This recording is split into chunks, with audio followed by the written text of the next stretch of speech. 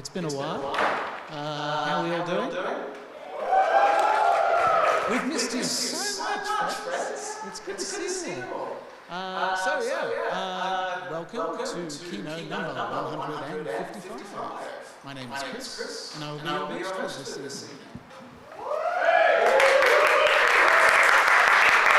So, show of hands. Is this anyone's their first time to Kino tonight?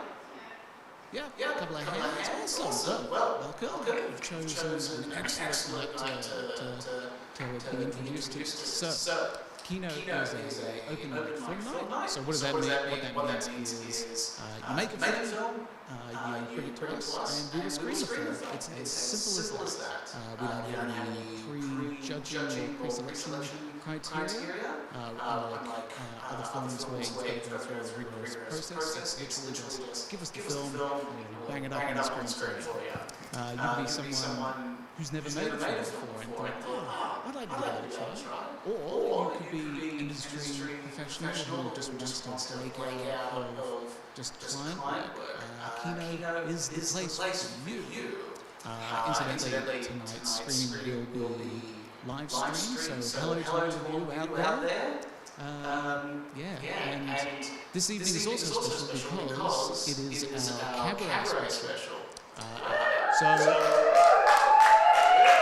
All the films that we will be screening tonight were made over the weekend by, I believe, some of the filmmakers who may possibly be in the audience.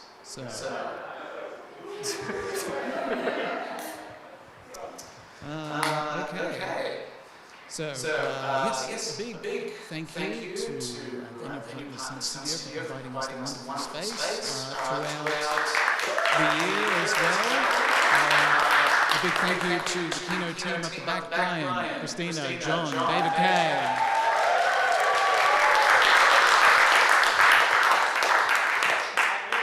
Who?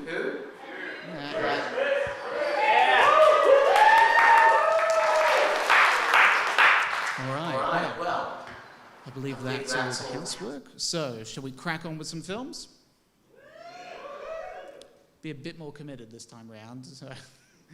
We ready to see some films? Yeah! All right, so up first we have Afterlife Digital by Joel, I should say.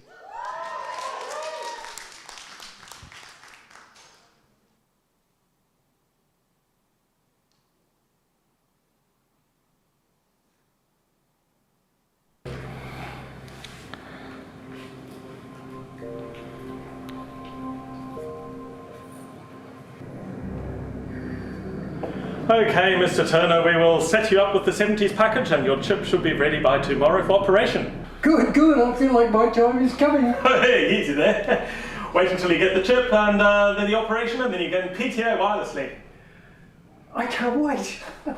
That's awesome. Well, Mr. Turner, see you tomorrow. Thank you. Tassie Baxter. Welcome to Afterlife Digital. I've got to say, Miss Baxter, you're quite a bit younger than our usual clients. Is it cancer? Oh, no. Oh, that's all right. You know, client is a client and we're happy to serve anyone. So, how can I help you today? Thank you.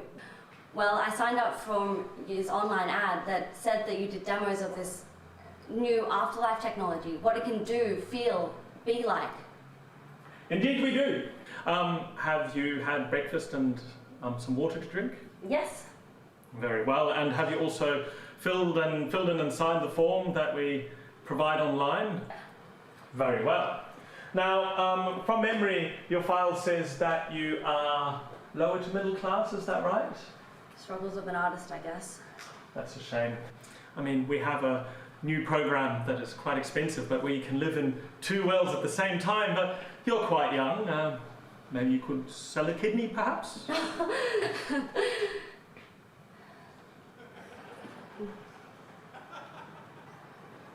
Okay, well, please place this on the side of your head. And here's the computer chip. Make sure to close your eyes when you put it on. Like this?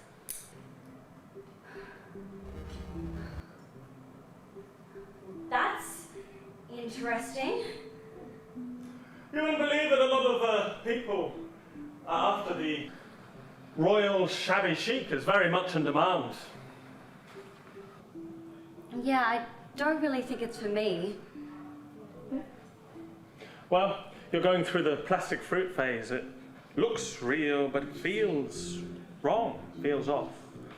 But once you decease, you won't be able to notice the difference between this and reality. Will I age like the Queen?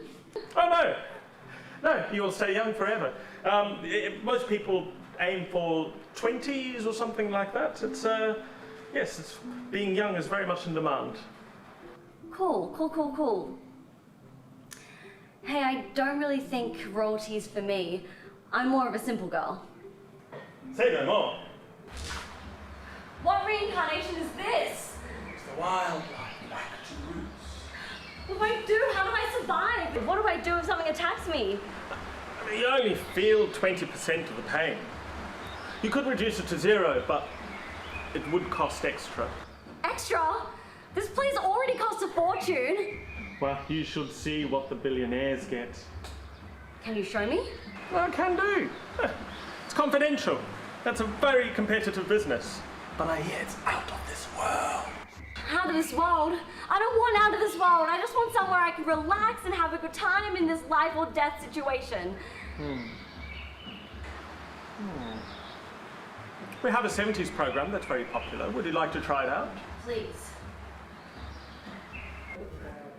Welcome to the 70s, the era that everyone thinks they belong to.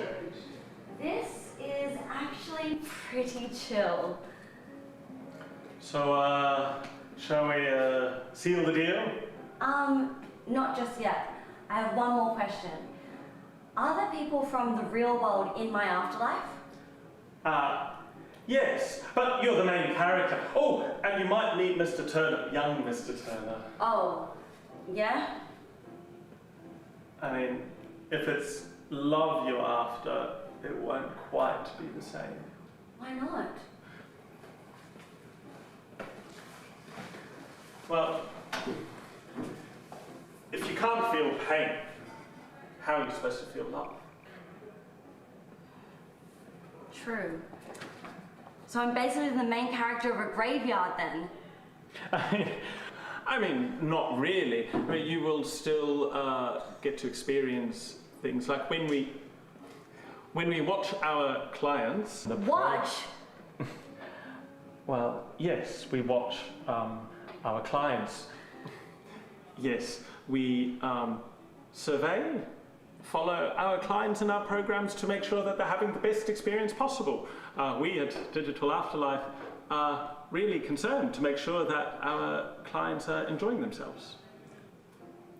Well, thank you for the demo.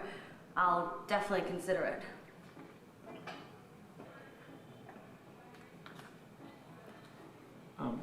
It'll take some time to log out. Oh, cool.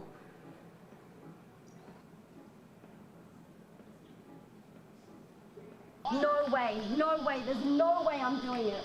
I know I had a near-death experience recently and it was scary not knowing what's after death for me. But honestly, it's more comforting not knowing. Yeah.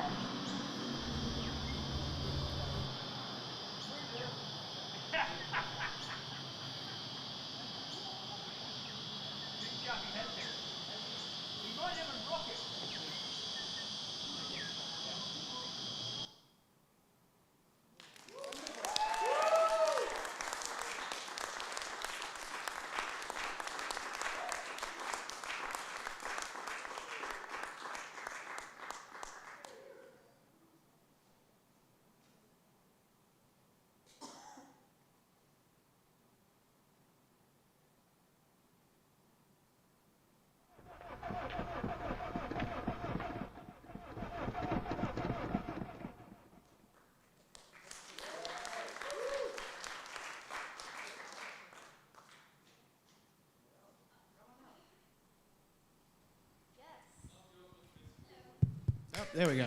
Please, take a seat. Yeah.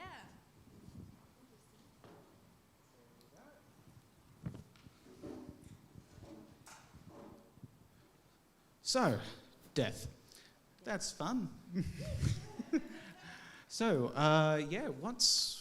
where did you first start coming up with the ideas for your script? Did you have it already pre-assembled, or did you think of it up on the day? Well, I didn't have specifically an idea, but I had like previous ideas. Like this is an idea for something different, very different, but the same concept of afterlife. Yeah. And I was talking with Kat on the meetup, and I told her we have multiple locations. Maybe we can try something using them as like afterlife and plan, blah blah blah. And she was like, yeah, I like it. I was like, okay, let's do that. And she's like, yeah, would you act? And she was like, yeah. So woke up at 6 a.m. the other day, and I wrote it and sent it to her at 9 a.m. So yeah. Right. So it was all like pretty quickly done. I realized one of my stuff that I hate about me is doing stuff at the very last minute, but it's also good in a way. Yeah, it's a blessing and a curse. So, were the idea, the themes, I guess, of paying for the afterlife, paying for salvation, and also that gross voyeuristic element already present in your initially before you went in to write the script, or was that something that just happened? I made it more comedy in a way, more sarcastic, and yeah, but basically in the future you'd be less and less like thinking about what's afterlife and what people think that afterlife is. So technology comes in, but it's still bullshit. So the best option is just like not to think about it, just live the life. Yeah. And so all up, how long was like shooting did it take? I don't know, because like it was on and off. We didn't get to shoot until 4 p.m. and then we stopped at one point and shot again, and then we finished at 8. Because like we had people using the same actors, or like the cinematographer is busy or something. So that's the fun about Kino. You have to find the time frame to do the film. But it's also a rush where you're like, oh, am I gonna do my film? But eventually it works out, so good stress. Yeah. And I also see you had a lot of people involved with just the creation, like the VFX, the sound editing. Everyone did a great job. I love my team. Like last year, basically Ollie was a cine. Editing was with Glenn, composing Melvin as usual for everyone, and Kat and Joseph were staring in it with Andrew as well as a guest appearance. It was fun. Yeah. Did I miss anyone? Oh, sound, John, my guy. Perfect sound always. Love you, John. Yeah. Yeah. Thank you. And so, what was your big takeaway from this experience? I'm not just gonna say like take away from this experience. I'm just gonna take time to thank Christina. Christina is like the producer. You know what producers do. Christina is like the producer of Kino, and we all know producer never gets credit. So Christina, because of you.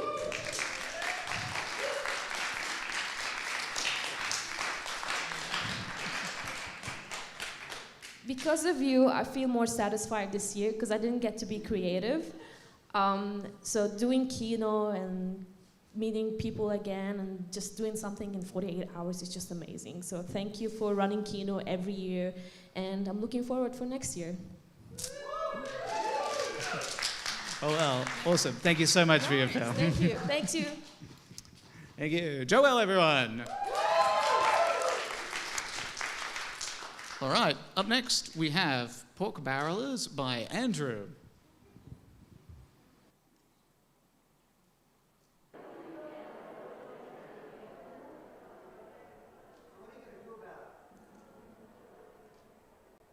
It is a very good question, which steamrolls through the hard yards of heavy lifting. Going forward, at the end of the day, night follows light at the end of the tunnel. And in the 11th hour, 24/7, it's early days, pork barrelling and grandstanding. Getting on top of an abundance of caution is a significant pear-shaped outcome for today's world. So the answer, crystal clear, is it is what it is.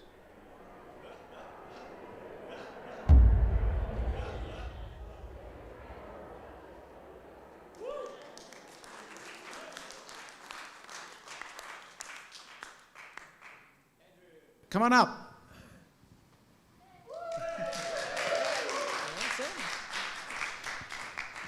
Well, it's wonderful to see Kino back again, live. What a fabulous institution it is. It's really fabulous. Okay. Yeah. So, I guess give us a Yeah, little I just talk. wrote that little thing as a poem. I just watched a bit of TV over the COVID time, and you know, politicians are always talking bullshit, and I just put it. That's all I can say about it, really. Yeah. Anyway, thank you very much. All right. All right. Andrew, everybody. So, next we have David Kang with Cold Brew Concerto.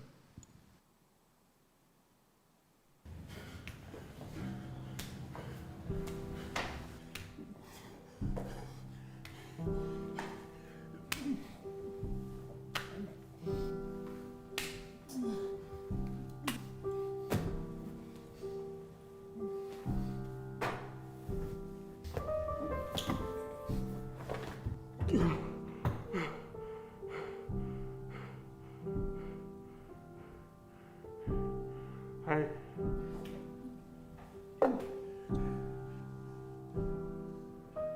Hey!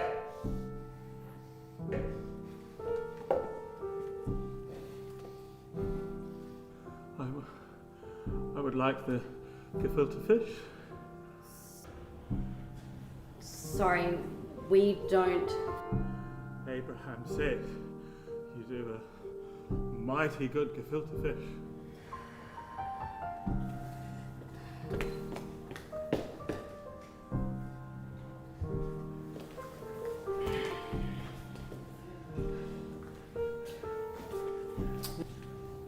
Yeah, we do gefilte fish. Who's asking? Abe. Abe said that. So you have it. Yeah. Yeah, I have it.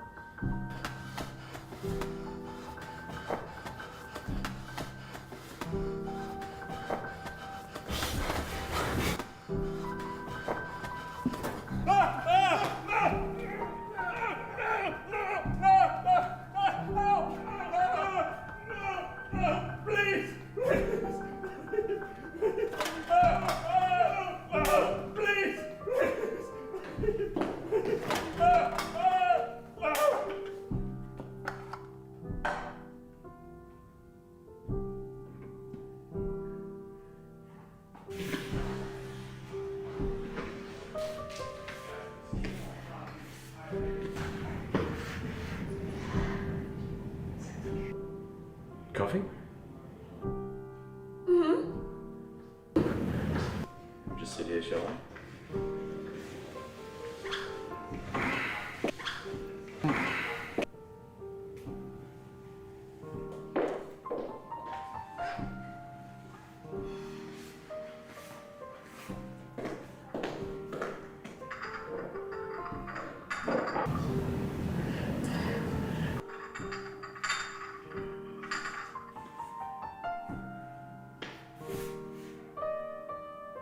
Gefilte fish?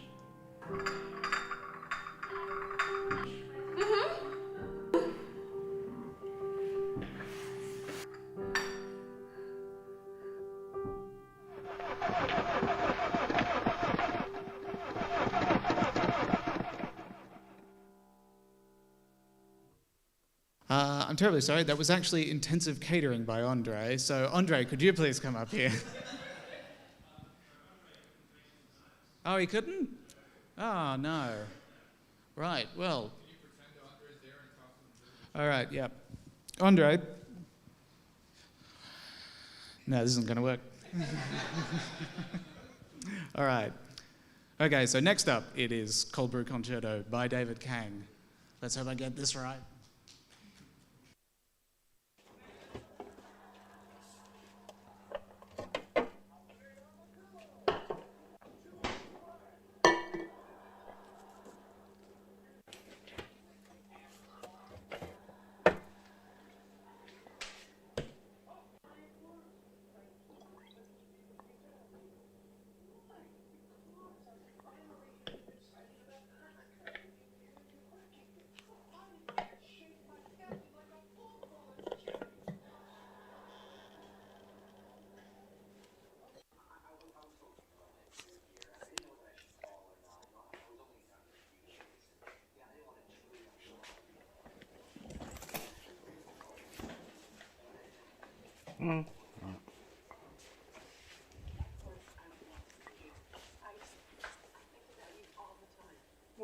What?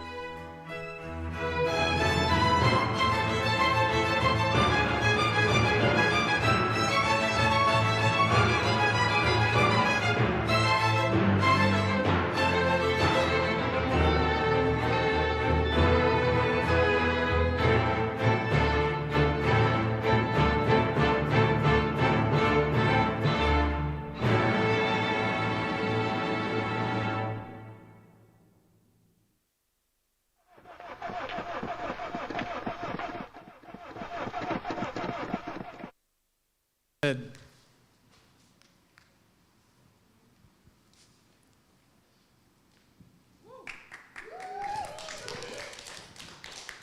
All right.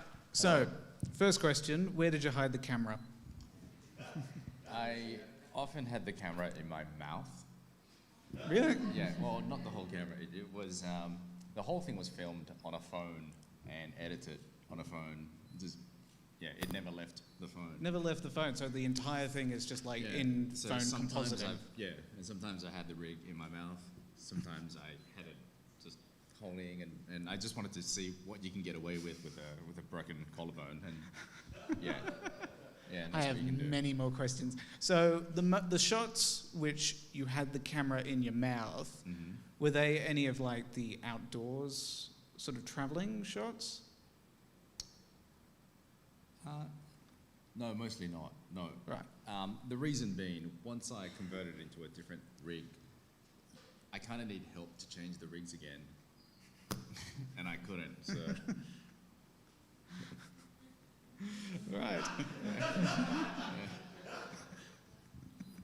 So, was there ever at any point someone like on like either in the cab or the public taxi saying, "There's a guy here filming his mug"?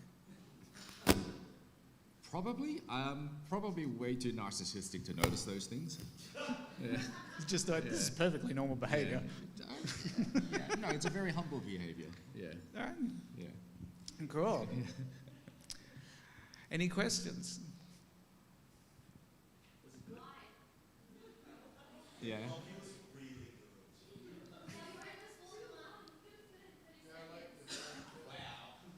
Yeah, but I really like that song, so I just wanted to drag it out so I can hear the whole song. Yeah, and I wanted all of you to. Yeah. No, I took the long way.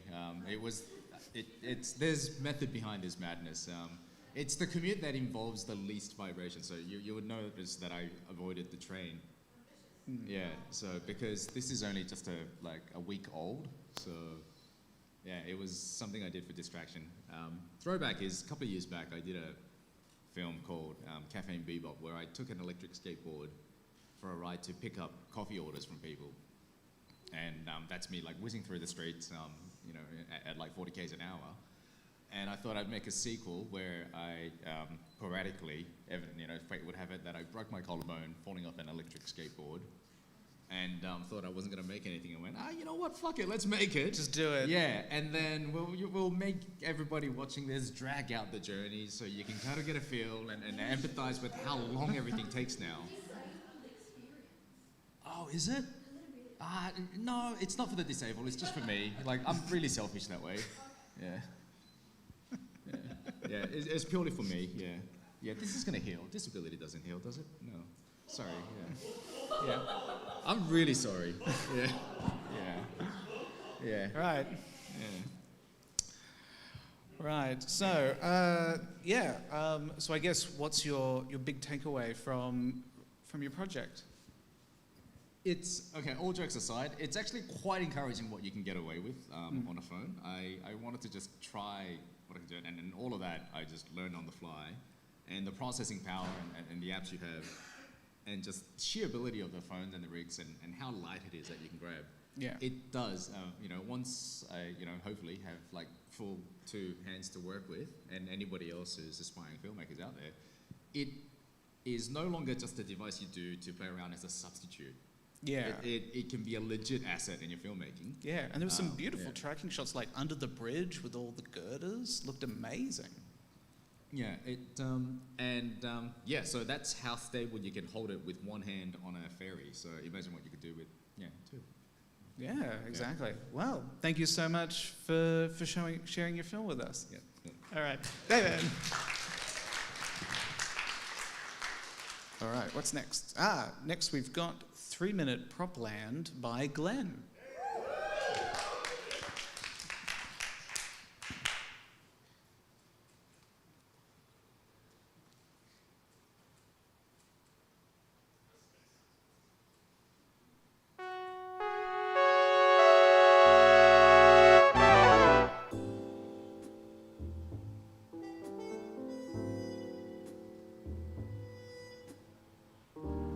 I never cared for you, you know. It's mutual.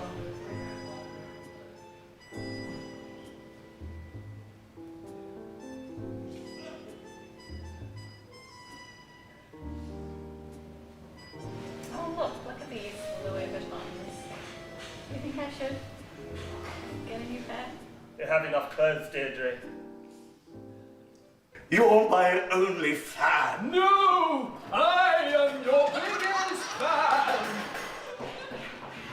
To be or not to be? I'm Toby. Not Toby here. Don't interrupt! Not Toby! Whether 'tis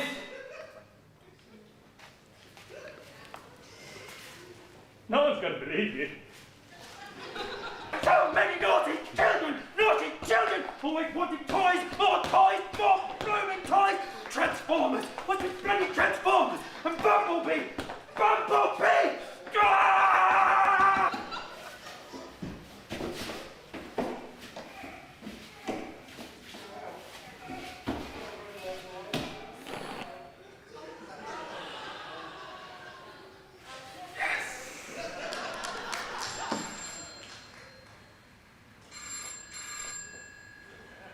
You're gonna get that.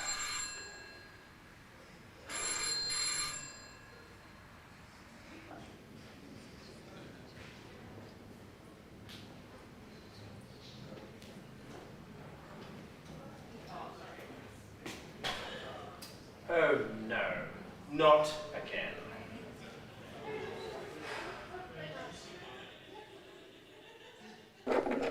What's the best present in the whole world? A broken drum. You just can't beat it. Stupid book. Don't hurt me! Poetry has meaning too! Poets are important! Poetry is for children! Shut up, nerd. Oi! Pick on someone your own size! Hey, what are you going to do about it now? Hey! Thought so? Chicken! What's at the bottom of the ocean and twitches? A nervous wreck. What's orange and rhymes with parrot? Carrot! What did the ocean say to the pirate? Nothing. It just waved. No, hang on, don't go, I've got more. Why did the pirate take so long to learn the alphabet? Because he spent so long at sea!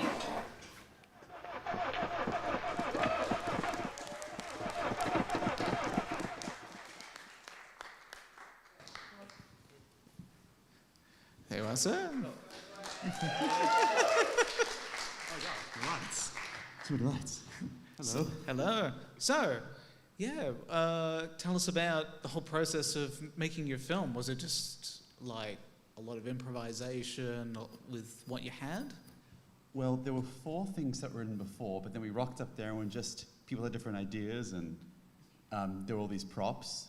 So we thought, let's try out the new camera, let's try out these studios, and let's use my frog suit, because I have one, and why not? We had to bring that in. Yeah. Oh yeah, we should probably also mention that over the weekend we were filming at the Sydney Prop Studio, so we had several locations on hand, some props that we could use. We went deep into the bowels of that prop studio. There was a Moe's Tavern in there, just like deep in the recesses. You had to like crawl behind the animals and. What, so it was like completely set up like that? Yeah, it was all set up. There was a little bar. There was a Moe.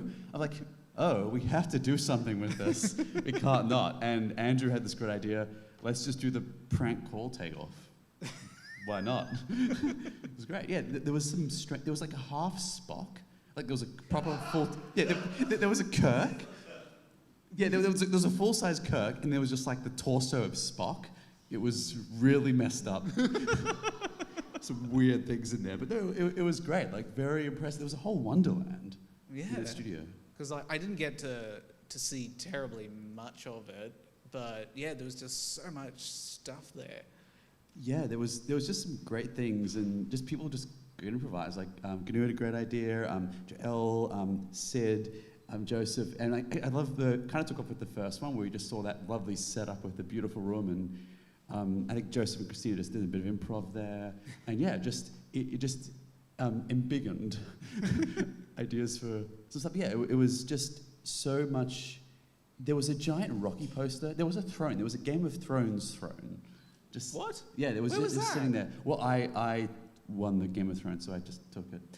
But it was just deep in there. Yeah, there was always there was a green screen room. There was a rocket ship. There was like a Apollo 3 and an Apollo 11. What? Just this. Oh, yeah, you had to look up for the Apollo 11. It was like the Space Museum in DC. Oh, I see. So the miniatures sort of hanging up. Oh, but it was almost proper size. Like that was for like the lunar capsule Oh, and itself. the actual lunar capsule, like nearly 1-to-1 scale. Close for the actual machine. Yeah, I wanted to get in there, but we couldn't quite. We weren't that ambitious. we were there for a lot, but this looked precarious, and I wasn't trained as an astronaut, so. Yeah. I'm a filmmaker, damn it. So, yeah, I guess the way you just sort of like came up with ideas was just like you were there on set and one of you would just say, hey, what about this?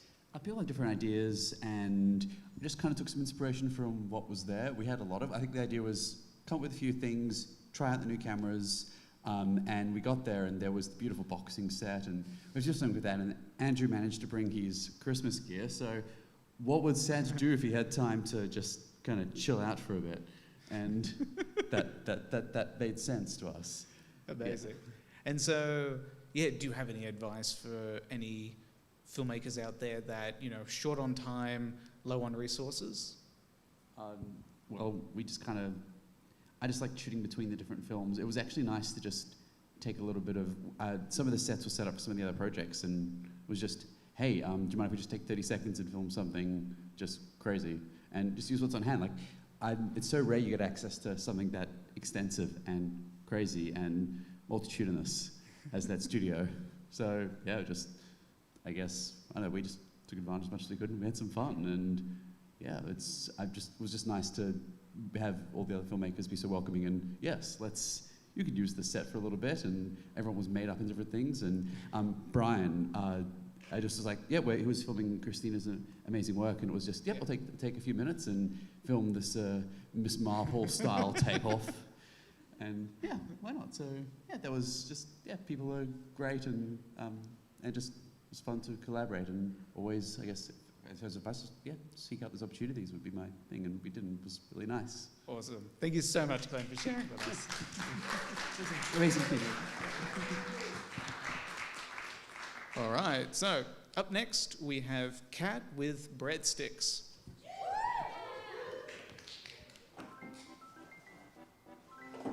Breadsticks. And I didn't know if you wanted to have sex on the first date. First date? I'm You just got trying to real house. you got to show my legs like I want. You told me go to something you like something that I didn't know my tongue because I really like you.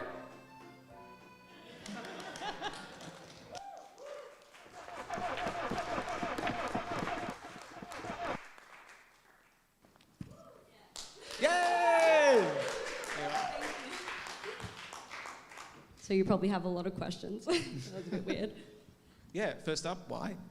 Haiku, everybody. Haiku is a 5-second shot with a 7-second shot and a 5-second shot. And that's what I did, a haiku. Awesome. It wasn't originally a haiku, it was originally a longer script that I did in a theatre production. And which was like a bit awkward at first, so awkward first date, and then it just escalates into telling the other person everything that you want to tell them on a first date. So it started life as a much larger project. Yes. Did you choose to go for the haiku shooting format sort of as you were sort of working through it? Yeah, it actually happened on pitch day when I was talking to everybody about it, and Ollie said, why don't you do a haiku? And I was like, that's a perfect idea, just because it's so sharp and sweet, and we got it done in 1 hour, so it was worth it, yeah. So it was really quick, like shooting it all together. Mm-hmm. Wow, and the same with editing? I'm not sure about editing. Gnu could tell us.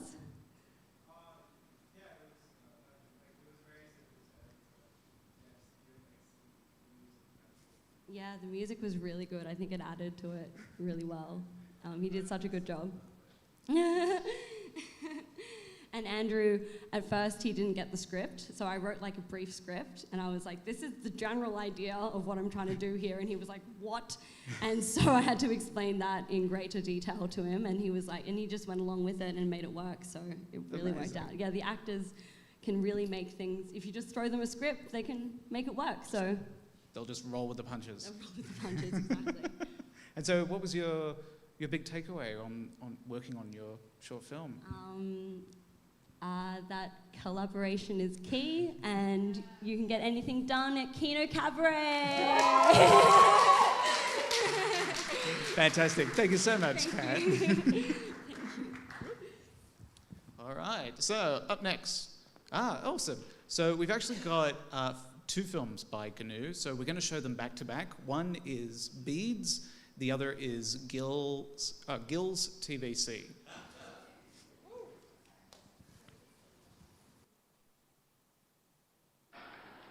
Hey guys!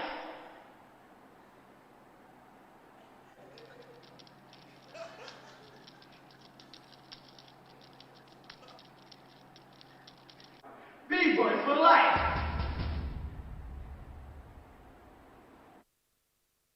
Two, one. Yes, and I didn't know if you wanted to have sex on the first date. And you're totally gorgeous, and I knew that I was on by.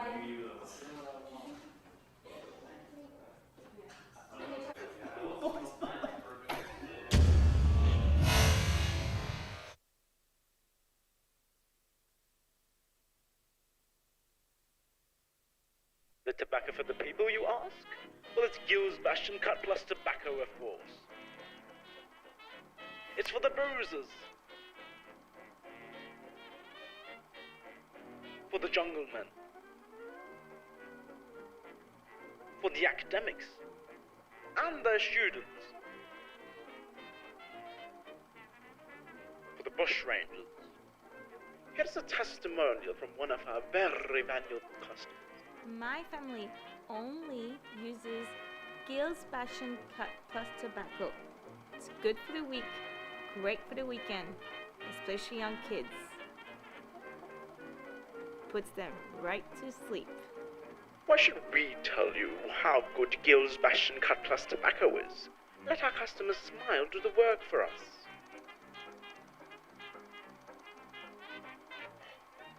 And with that great Bastion smile comes that famous Gill saying, If it doesn't kill, it isn't Gills. If it doesn't kill, it isn't Gills. That's right, folks. You heard it here first. If it doesn't kill, it isn't Gills.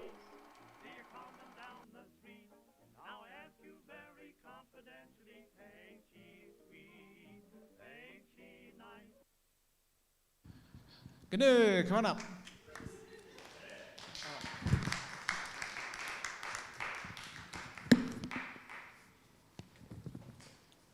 Nice to see you again. Nice to see you. So, yeah. First up, we've got Bead Bros for Life. Beat Boys. Bead Boys, sorry, yeah. It's our take on Bad Boys for Life, so it's our Oscar-winning take on the sequel, basically. Yeah. No, basically what we had was, we did the Bead Boys for Life thing first time, because Melvin and I were both wearing beads around our wrists. So it's like, oh yeah, why the fuck won't we make this a haiku? So this time, I don't possess beads. So Melvin was like, oh, you got rid of the beads. I was like, oh yeah, we made a haiku about that. We should make a haiku again. So this was the result. I realized that if we just presented the haiku on its own, the second one on its own, nobody would understand what the fuck was going on. So I decided to put the first one in as well. Yeah, that's pretty much it. But it was very fun. So Brian shot it. And I gave him this explicit direction to use the fisheye lens on my new phone. So he just like really went in there for those kind of, really edgy reaction shots, and it worked really well. Thank you, Brian. And Melvin. Fantastic. So a lot of it was like sort of improvised on the day? Pretty much, yeah. Yes. Amazing. So yeah, Gills TVC, where did that sort of idea start? kind of like a desperation to do something. It was more basically, I had, it was I think about 3 or 4 o'clock, and I was kind of getting tired of like not doing my own thing, because I do like filmmaking. So I saw this can on the shelf in the wonderful prop room, and I was like, wow, this is a really old can. It looks really cinematic. I might make an ad for this and have people like with rotten teeth. So how was the rotten teeth effect made? I had them go on a diet of like chewing tobacco for like the whole time, and then they really committed to it. They were really like method actors. Yeah. It's a great place to be a Vegemite.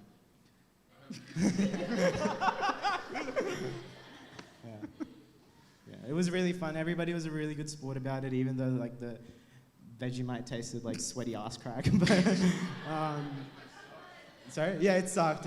Like, it was really fun making it. Everybody, Brian and Alex and Mario were all dressed up in their wonderful dresses. So I was like, guys, please let me come into my film. And then Sarah was there, and like we're just like giving people random costumes. The frog costume came in handy, so it really came all together, and kind of proud of it. So was this like shot while people were doing other projects? Yeah, pretty much, because there wasn't a lot needed to. So while people, while the sets weren't being used, like it was like, oh, can I just use this? Just for 10 leap minutes? in. Yeah, exactly.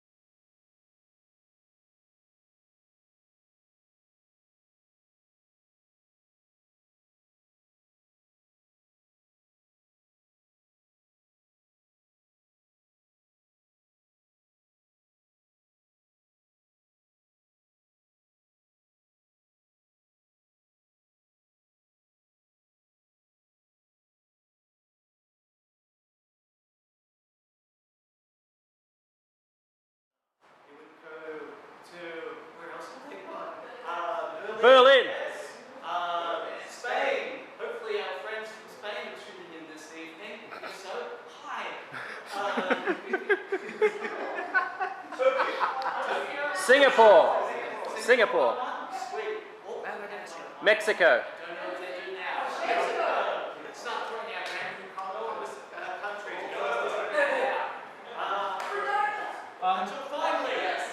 Until finally, ladies and gentlemen, in 2006, it came here. And it's been going strongly ever since. Certainly, it's been stronger than it has been tonight. Microphone, please, Chris. Microphone. We're ready to go. Check your microphone first. Check your microphone. And continue. This is wonderful. Yes. All right. So then. All right. Okay. So we'll write this out. I'll lose the interpretive dance. So cut to 2020. The world has gone to shit once more. We've got a horrible virus that has fucked everything up. It kind of went like this. But several enterprising filmmakers drew a line in the sand and said, no more. Filmmakers from Melbourne and Sydney got together and went, and made a whole bunch of films for you this evening. And then, right, to end it all off, to end off this misery once and for all, we'll go with yeah! Thank you for your endurance.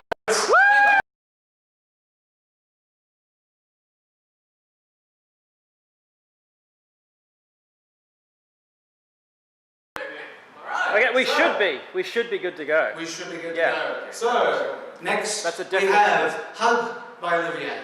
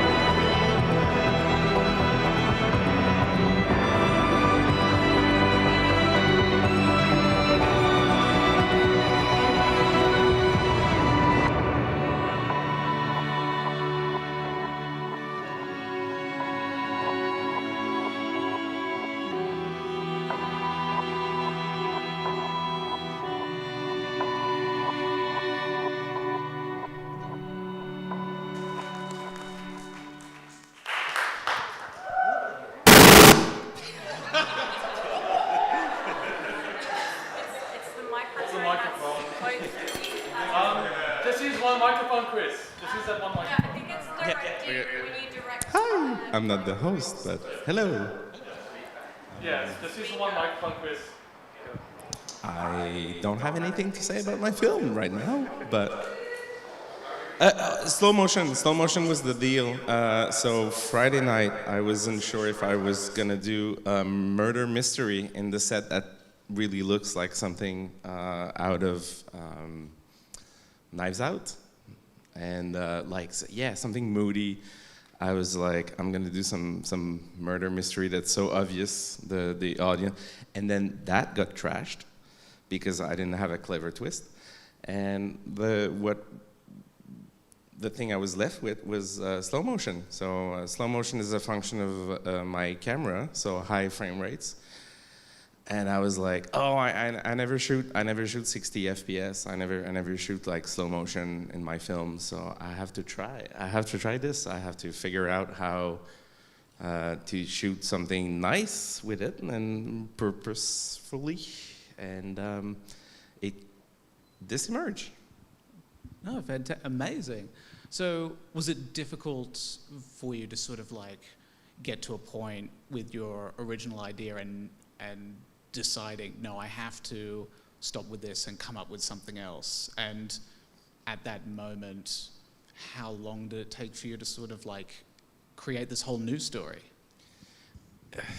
It's always about keeping your options open, because you're gonna lose actors, you're gonna lose sets, you're gonna find new actors, find new sets, and in this particular case, I was like, it's been a trick that I did in many Kino cabarets, in the sense that I can't commit to bigger script these days. Yeah. So what I do is use everyone equally for 15, 20 minutes, half an hour.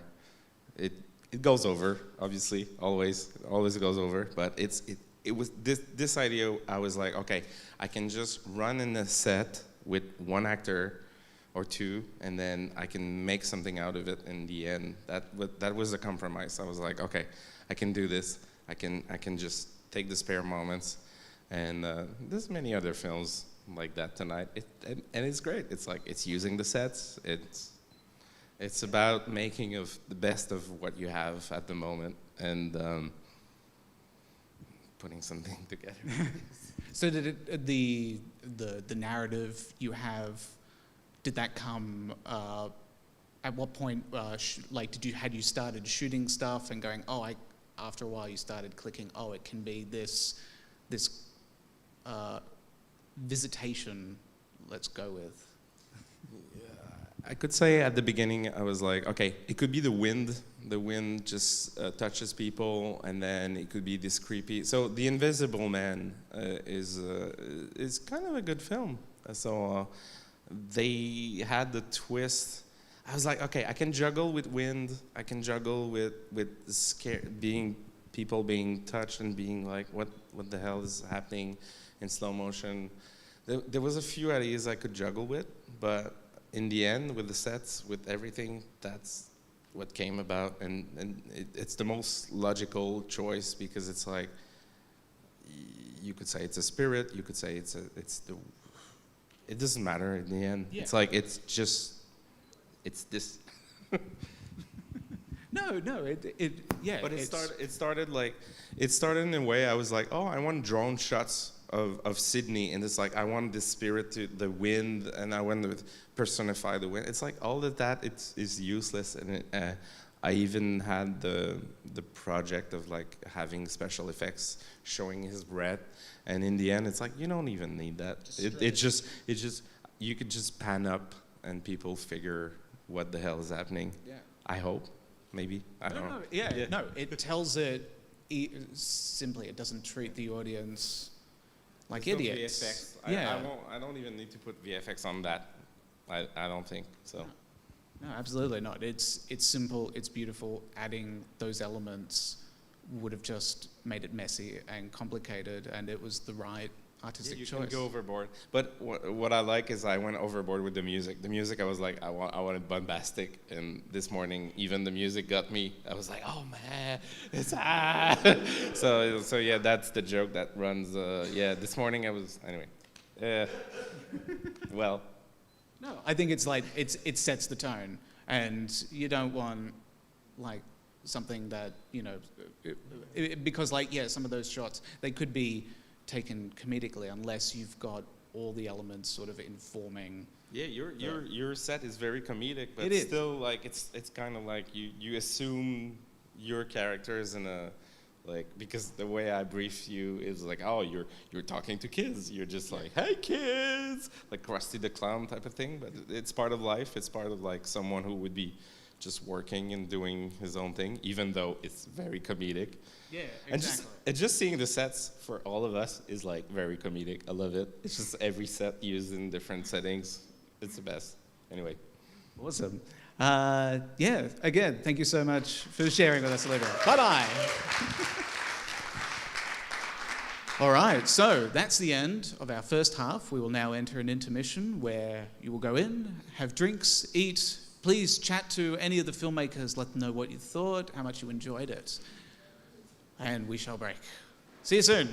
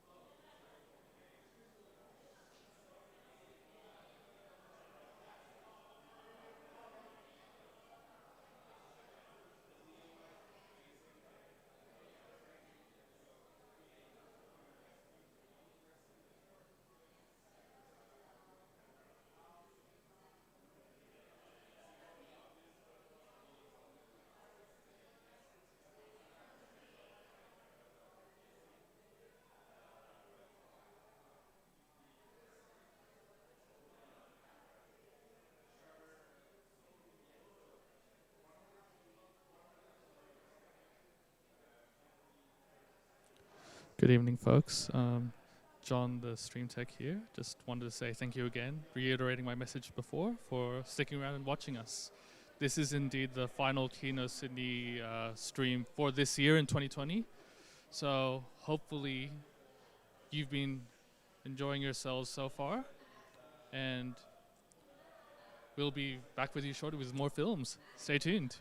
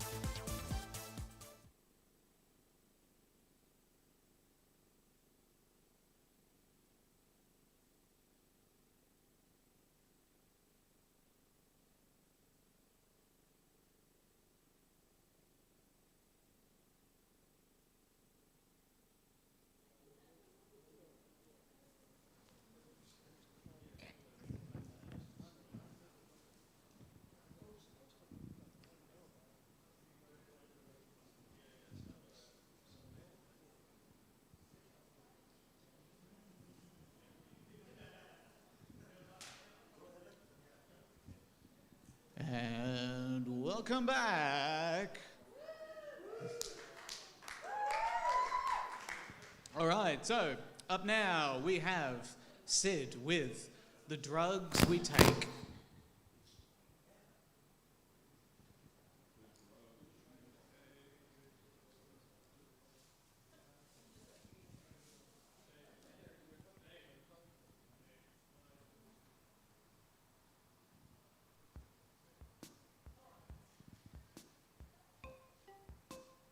I'm so grumpy.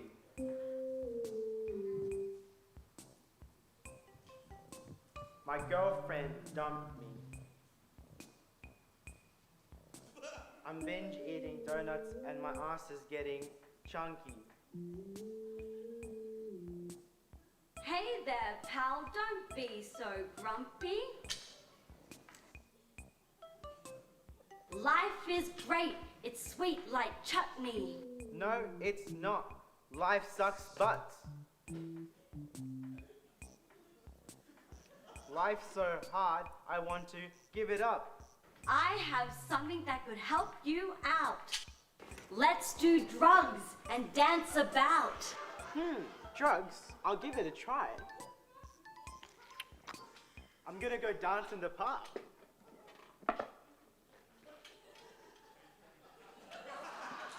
I had to prove that I could make it alone now, but that's not me.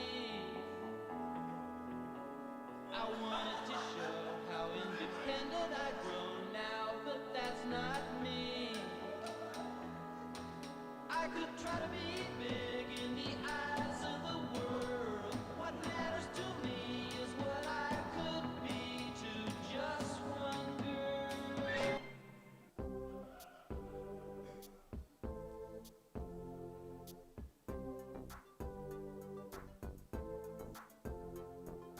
Well, how was it? Thanks, Kat. I feel great. Life is awesome and I no longer hate women. Whoa, that's great to hear. I realized we're all one thing. There is no difference between dogs and people. Colors, shapes, books, and tapes, we're all one thing and it is great. Uh-huh. How about you? I realized I'm gay.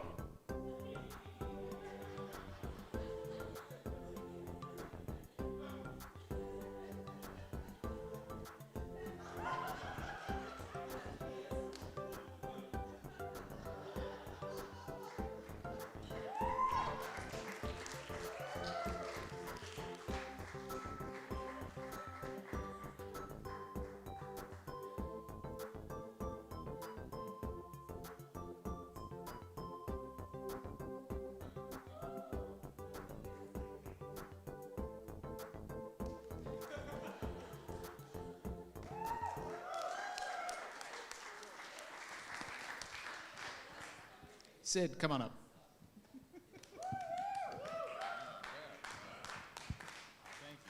Cool. So, yeah, explain yourself. I took drugs a bunch of different times, and this is partly based on that. Yeah, not fully, but yeah. I also watch YouTube videos and just experience life in a bunch of different ways, and I feel like all those things. Like I opened the fridge yesterday, and that probably inspired me in some way. So everything is an inspiration. Like when I'm talking to you right now, maybe this is gonna be part. You know what I mean? It's like an ingredient in the movie. It's like the salt, not like the whole thing, but it's part of it. You know? Fantastic. And so, what exactly did you brief your actors into what you wanted them to do? Did I actually give you guys any direction? I don't remember. I just said, hey, do it in a sing-songy way, and that was it. Are you guys okay? You guys have? They're giving me a thumbs up. All right, they're cool. All right, that's good. Cool. And so this was was this your first time using green screening? Yeah. Olivier helped me out with the editing. I used a white background, and I tried my best to make it look okay. Yeah. No, it was fun. I thought I'd go for a goofy, green screen look. It was a white screen actually, but I think that's okay. You can still call it green screen, right? Yeah. Any questions for Sid?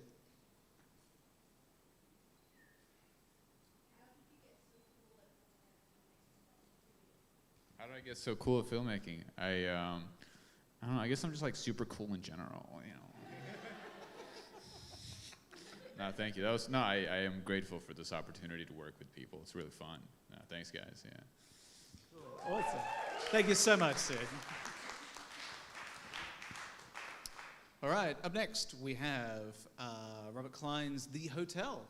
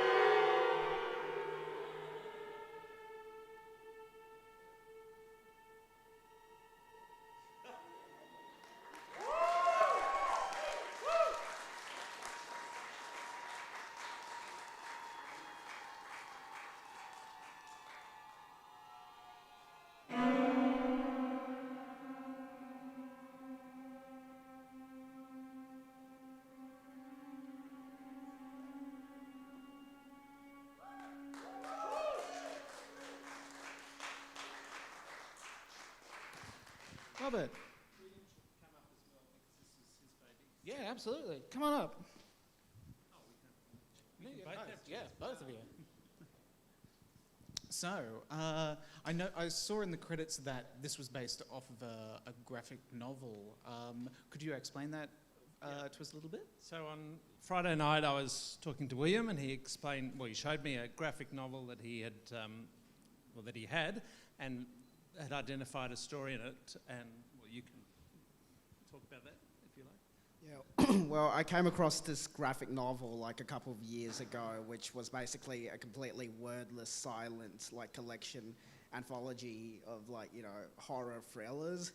And I thought the first story is kind of perfect, for this kind of thing, because it gave a Twilight Zone kind of feel to it. It's got such a morbid and fun twist at the end. And I thought, some of the set pieces that you guys prepared for us for Kino Cabaret was just perfect for this. And I thought, why not just adapt it? And I showed it to Rob, and he said, yeah, let's do it. Yeah, so we basically took the graphic novel as a storyboard and went through. I mean, I don't know if you've even got it here tonight, but a lot of the shots were basically identical to what we'd seen in the graphic novel. It was a very complex shoot, and I think ambitious, but we were very determined and pushed through and shot almost all of it on Saturday. Thank you to Andrew, who was a real trooper, for sticking with it, despite being called away for other projects and things. So, and thank you to Olivia for helping with the effects shots as well. So it was an enjoyable project to do. Yeah. So you went through the comic on the Friday night. Did you both sort of work together to find out which shots you could theoretically do? Were there any that you felt that were just too ambitious, or did you both try to sort of, let's think about how we could do this? I think we ended up doing virtually every shot. The most difficult were the beginning, the exterior, and the Cockroach Hotel shot at the end, which was, but I mean, most of it was just a matter of finding suitable locations. The stairway was actually in the amazing stairway that we found outside the studio on the second day. So it's yeah, it all cut together well. So I was very pleased with that. Yeah, and I guess were there any techniques that you weren't sure of going in and deciding that let's try and learn a new skill? I mean, I think I haven't ever done anything quite like this. That's completely, well, virtually completely silent. That and black and white, so just and trying to picture how that would look. And we took some stills throughout. Well, I took some stills through the shoot to try and make sure that we were getting the effect that we wanted, and it was all working. I don't know if you had anything else that you. Well, actually, just one thing to add that on the day of the shoot, like Andrew actually found like the cockroach that in question that was like, you know, at the end, you know, where it was like blown up as an effect shot. Like, yeah, he just showed me like, oh, had a like, you know, had Still a live, twitching, still twitching and alive, and you know, and I thought, oh, we need to use that as an effect for the end, like so, and it worked out well. Like, yeah. There you go. You don't normally get that answer to that question. Do you? No. Excellent. Well, yeah, thank you so much for your film, guys.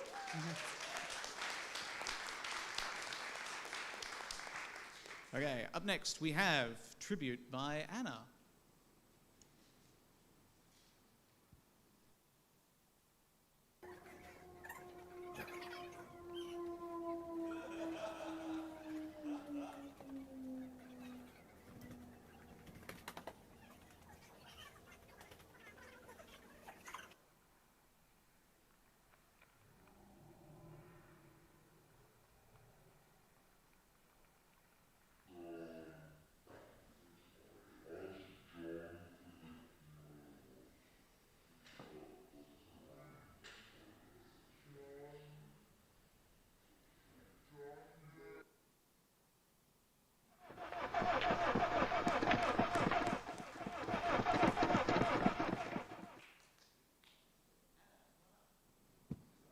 She's not here? Oh, all right. Well then, I guess we'll move on to the next film, which is by Dave, Caffeine Concerto.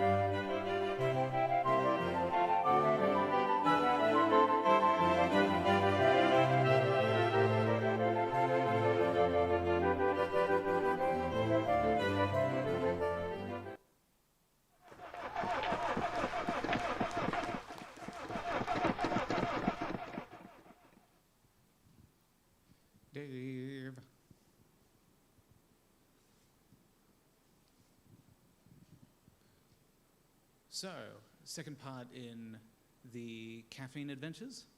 Yeah, that was actually the first part. I was experimenting with the in the mouth rig to see if it would be feasible. Oh, So- yeah, so it was Yeah, just like yeah, the yeah. And when I got confident making that one, I decided to venture outside and take the cold brew for a spin. Yep. So it was like the making of. Yeah.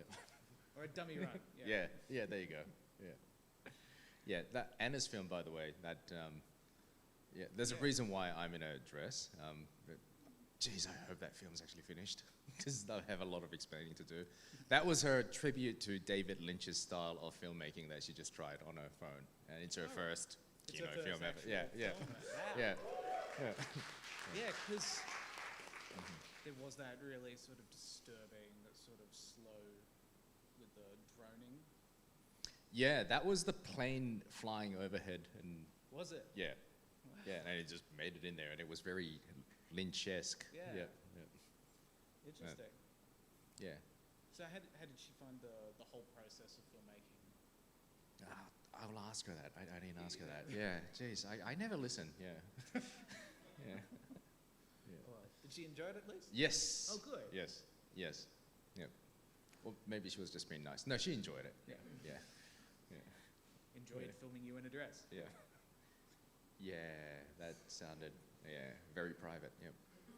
Yeah. Yeah, but yeah, there is a recurring theme to my films. I like feeding caffeine to people. Yeah, kind of like Sid with drugs, but yeah, me it's just coffee. Yeah. Amazing. So, I guess any takeaways from making the film? Well, I'd say I think cabarets are really good for that purpose. Where if you have ideas of like, I wonder whether that would work. Often this ends up being the avenue where you try those things out, like holding a camera in your mouth. For example. Yeah, and like often you just come out quite pleasantly surprised, and then it gives you some ideas, and it just becomes more bold for things that you try with other film, like some bigger, more ambitious projects. Yeah, experimenting, iteration. Mm-hmm. Excellent. Well, thank you so much for sharing with us. All right. Up next, we have Alex with Daily Specials.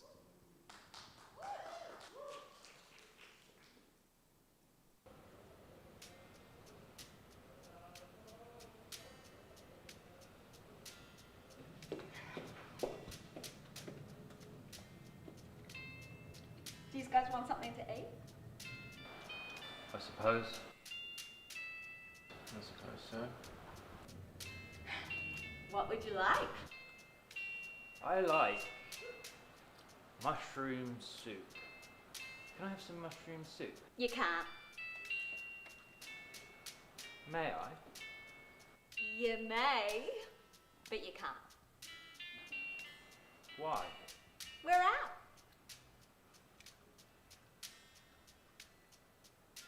And you? I like cheese fries. We're out. What do you have that you're not out of? Hot sauce milk. Would you like that?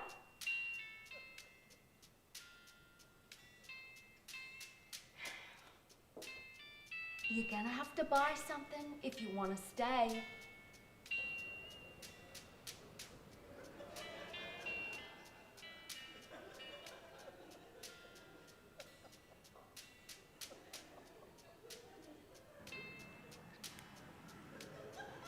It's all we've got. You really like it. I suppose we ought to. I suppose we do.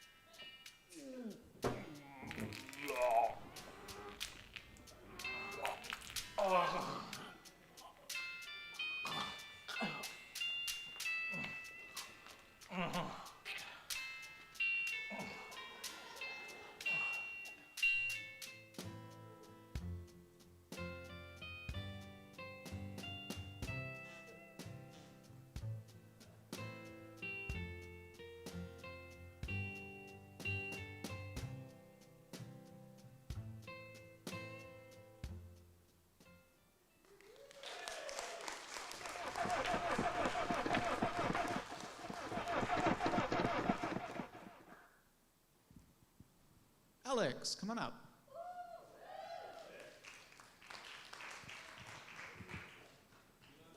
Hello. Hello. So, spicy milk, tell us about it.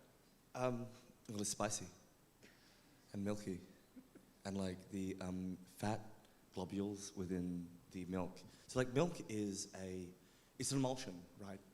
It's protein, water, fat, and sugars that are suspended together, and the fat counteracts the capsaicin in the hot sauce. And you know what? Let's not talk about that. All right, let's not. I like hot sauce and I like milk, but milk gives me diarrhea. Intriguing. Where do I start with this? Sorry.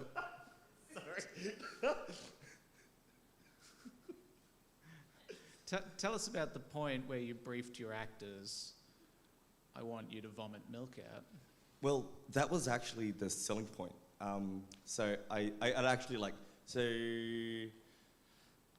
when I saw like the diner scene, I wrote like this 8-page epic of like corporate responsibility and corporate relationships and loneliness and the way that sort of affects us and makes us sick, and the Fermi paradox and shitting a picnic bar and hot sauce milk. And I realized I couldn't film all of it. But the main theme was hot sauce milk, and so we cut out all of it, and we went straight to the heart of it. Just went straight to that? Went straight to that. I mean, like, that's Cabaret, right? It's like getting to the meat and potatoes, or the hot sauce milk in that sense. And and I realized that, so like with Brian, I asked Brian straight up, I was like, do you want to vomit some milk? And he said, yes. And then I asked Andrew, actually I asked Andrew first, I said, Andrew, do you want to shit a picnic bar? And he said yes. And then I realized that we couldn't film that. So there's that. So be thankful.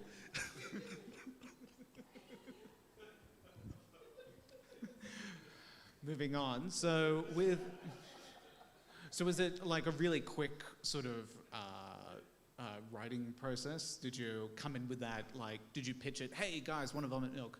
Or was this like over time? Oh, sorry. So yeah, so I'd pre-written it.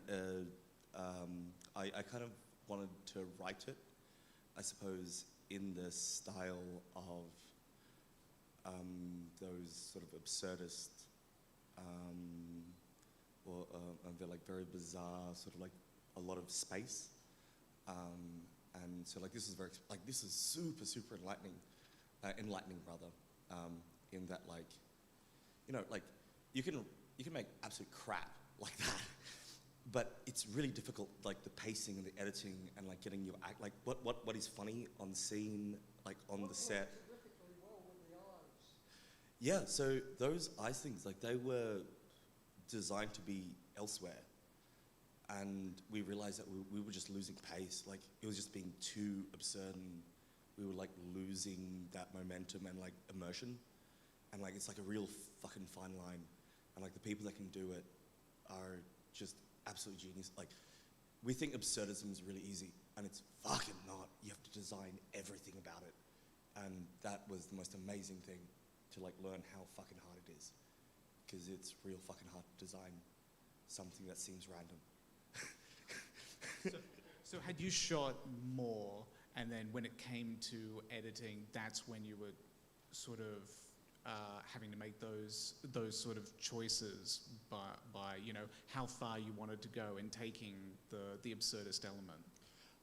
So a lot of the absurdist elements, sorry, I've been like stealing the microphone. Sorry, no, a lot of the absurdist elements were there in the script, and a lot of, like, we done well and fucked up. Apparently, like, so for all of you people that are watching, don't try to edit 4K on a MacBook Pro, because it doesn't fucking work. And it will never fucking work, it'll take fucking forever. So we ended up wasting a lot of fucking time trying to do that. Like, we wanted to have like punch-ins and like slow zooms, and like make, anyway. No, in the end, we realized like stripping back a lot of that like, and just looking at like what was happening on screen, and that like there's really minimal sort of elements on the screen. But, like, I mean, it's just eye movements for the most part. Like, how do we cut between that? How do we, because you're not moving across the frame. You're not like that really sort of. How do you tell a story when nothing's fucking happening? Really, like, you know, nothing's happening on frame. That was fucking awesome. Really interesting. And Shamini was fucking amazing putting up with me, just like fucking micromanaging her over her shoulder while she was editing. Fucking amazing. Didn't even eat dinner. So fucking thank you so much, Shamini. Mwah. It was amazing. So yeah. I don't know, I didn't answer your question, but... No, I think that that did, yeah, because like, as you were saying, you were coming up with those troubles. Like, you had other intentions about, this is what I want, like these zooms and now that, and then over time you're kind of going, we've just got to get something done, and then... Yeah, absolutely, and I think that like that's the cabaret spirit, right? Done is better than perfect. Just get it fucking done. Just get it fucking done. You know, yeah. And also, I think there's an argument to be made, simple is more, really. Fuck off. I'm sorry. Am I allowed to say that? Am I allowed to say that? I think we're a bit past that now, don't you reckon?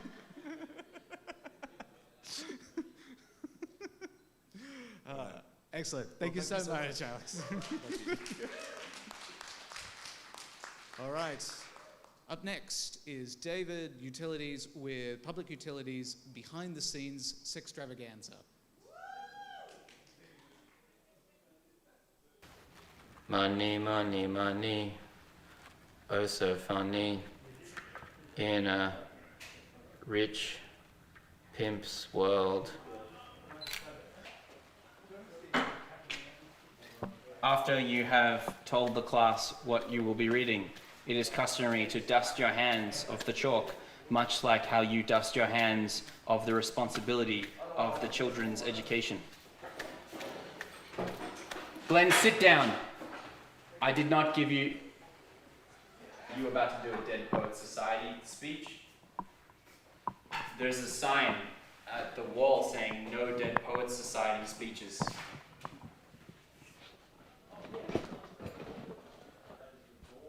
Oh, hello there. I didn't see you there.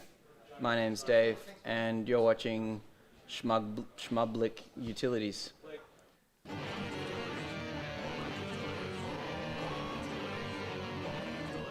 Today on Public Utilities, I'll be introducing you to the Sydney prop company that I am the chairman and founder of. As you can see, I sit in a high chair known as... Shut up. Dave. What? Dave, why isn't my beard as beautiful as yours? Because you don't use Pantene. I don't even have a beard. Me neither. Glenn, shut up. I've told you so many times, this is not about you, Glenn. That's right. Glenn, I've told you so many times, don't take the photos.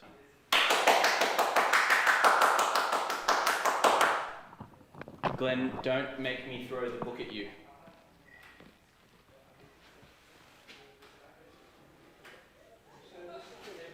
Today on Public Utilities, I'll be talking to you all about the amazing things that you can do at a prop company and all of the things that you can think about doing with your life that include making movies and films and telling your parents that you are full of achievements.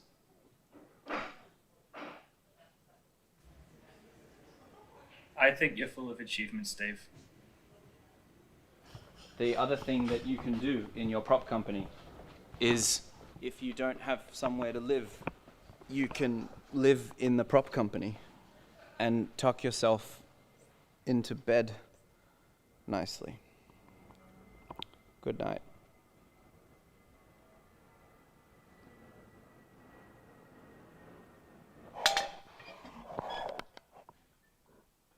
That bell was almost as useful as my nighttime ritual of staring deep into the abyss and taking long looks at my life. As I was saying, in the Sydney Prop Company, you can live there too, as well as rent the props for your movies and dreams.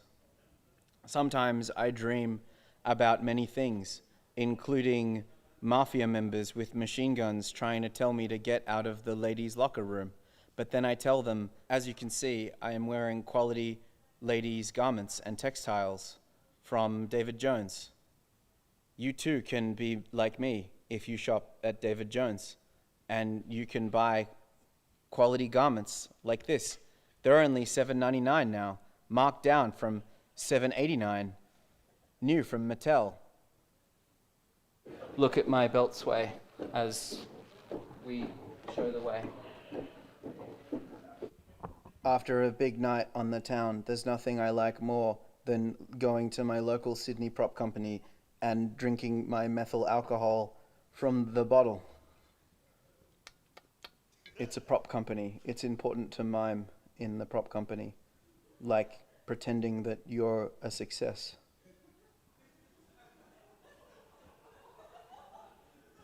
At the Sydney Prop Company, you can also get dentist spit bibs so that you can do all of the experiments and pretend to be important. I did the experiment, everybody. Again, quality textiles here at the Prop Company. You too can wear a quality textile if you shop at the Sydney Prop Company.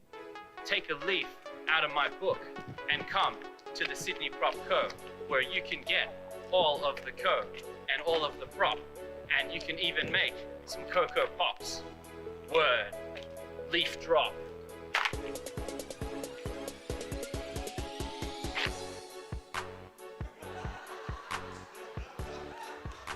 Hey everyone, I hope you enjoyed this amazing video about the prop company.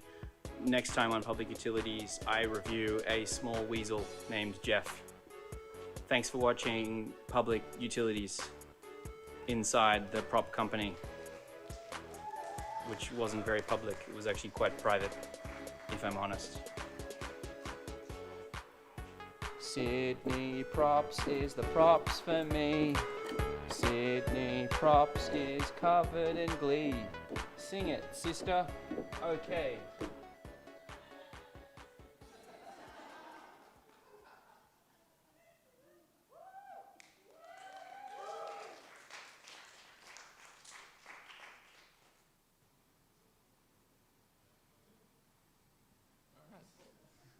Dave, come on up.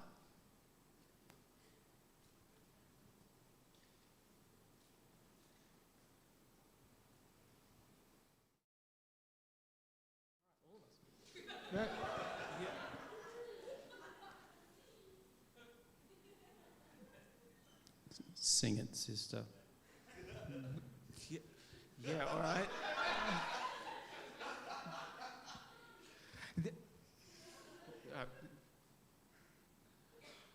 So, Dave,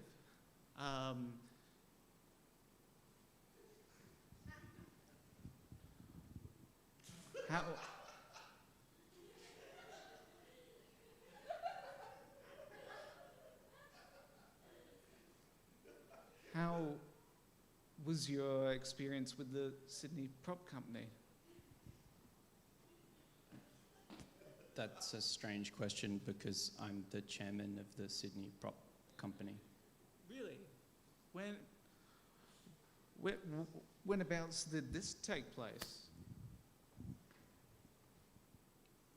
In the barber chair. Oh, so literally as they were filming, that you were appointed chairman. Ah. When usually many private and public utilities companies find out that I'm in the neighborhood, they just surrender their title deeds in the same way that usually people would surrender their undergarments if you were a rock star.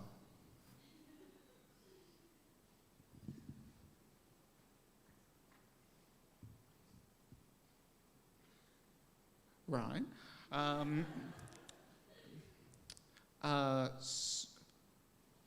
So any other title deeds that you just happen to have strolled into?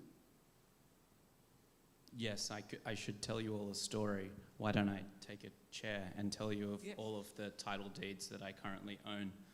Well, as the main public utilitarian of Sydney, I currently own a title deed to a water factory, a building plant, and a small ox breeding facility. Soon I hope to populate Australia with oxen. I have one ox named Glenn, and he gets up to no good.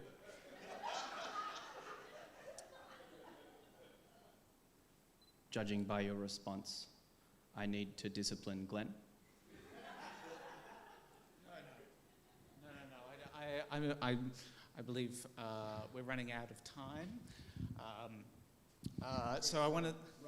Run with the microphone, there's not much time.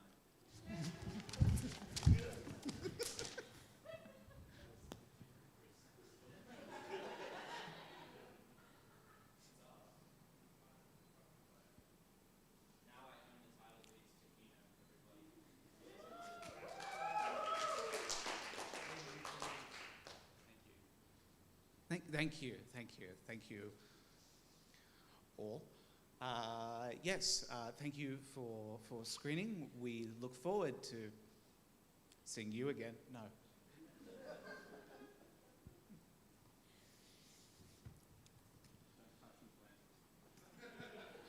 I've told you so many times, Glenn. All right. This is mine. No. No. You can borrow it. All right. So, a big thank you to Dave.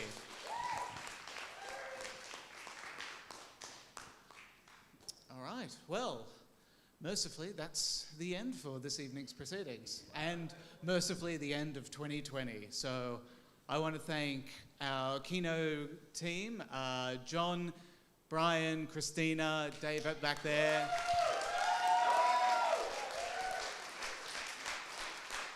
A big thank you again to our Kabaret partners with Sydney Prop Studio. Thank you very much for lending us your studios and that. A very big thank you to venue partner Sun Studios for providing us the wonderful space to screen every month.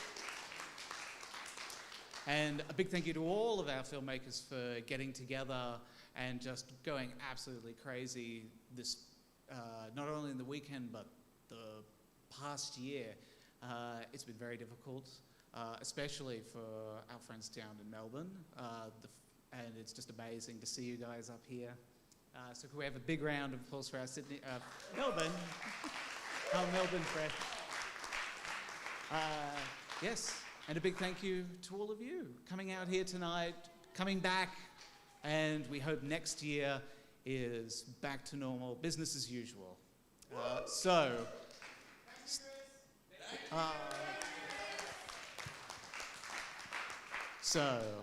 stay safe, be kind to one another, and enjoy the rest of your day. Good night.